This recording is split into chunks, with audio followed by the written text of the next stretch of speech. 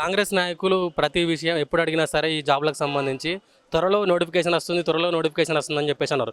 ఒకవైపు ఇటు స్థానిక సంస్థల ఎలక్షన్లకు సంబంధించి నోటిఫికేషన్ రాబోతుంది, ఇటు జూబ్లీహిల్స్ బై ఎలక్షన్స్ రాబోతున్నాయి, తర్వాత జిహెచ్ఎంసీ ఎలక్షన్స్ ఉన్నాయి. ఈ నేపథ్యంలో నోటిఫికేషన్ ఇచ్చే అవకాశం ఏమైనా ఉందా మరి అన్న? నాకు అనిపిస్తుంది రేవంత్ రెడ్డి సార్ అన్నాడు మొన్న సభలో, ఏమన్నాడంటే గ్రామ స్థాయి నుంచి వెళ్ళి మున్సిపాలిటీ వరకు మొత్తం నేను దగ్గర నుండి గెలిపిస్తాను చెప్పింది కదా.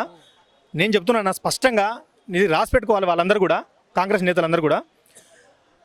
ఈ ఎలక్షన్కి ముందు గనక నోటిఫికేషన్ కనుక ఉద్యోగ నోటిఫికేషన్, ఎలక్షన్ నోటిఫికేషన్ కాదు, ఉద్యోగ నోటిఫికేషన్ కనుక రిలీజ్ చేయకుండా వీళ్ళు గ్రామాలలో పోతే కనుక ఎలక్షన్ నిర్వహిస్తే వీళ్ళు ఎక్కడ కూడా గెలవరన్నా, అసలే గెలవరు. ఎందుకంటే ఎమ్మెల్సీ జరిగినటువంటి నిజామాబాద్, ఆదిలాబాద్ అది ఉంది కదా, ఎమ్మెల్సీ స్థానంలో బీజేపీకి అంటే బెదిరిస్తున్నారా, వార్నింగ్ ఇస్తున్నారా? నో బెదిరించట్లే, నిజాన్ని నిప్పులాగా చెప్తున్నా, వాళ్ళు గమనించాలి.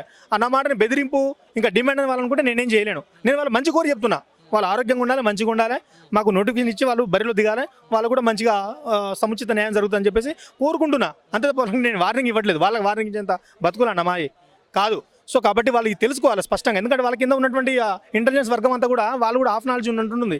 ఆయన ఇక్కడ స్పీచ్ ఇస్తేనేమో ఉద్యోగాలు వద్దు అని చెప్పేసి కొట్లాడుతున్నాను అంటాడు, ఒకడనేమో మన దిల్సుఖ్నగర్లో విమానాలు అమ్ముతున్నాను అంటాడు. అంటే అతని తప్పిదమా, అతని కింద ఉన్న రిపోర్టర్ తప్పిదమా, నాకేం అర్థం కావట్లేదు. కాబట్టి మన ముఖ్యమంత్రి కానీ మనం కాపాడుకునే బాధ్యత మన మీద ఉంది. వాళ్ళ కింద స్థాయి ఉన్నటువంటి ఐఏఎస్లు కానీ ఐపీఎస్లు కానీ వీళ్ళందరూ కూడా మాట్లాడే ముందు ఒకటి మీరు చూడండి, చెక్ చేయండి ఏం మాట్లాడాలి సార్ అనేది. లేకపోతే బాక్రానంగల్ ప్రాజెక్ట్ మన తెలంగాణ ఉందని అంటాడు.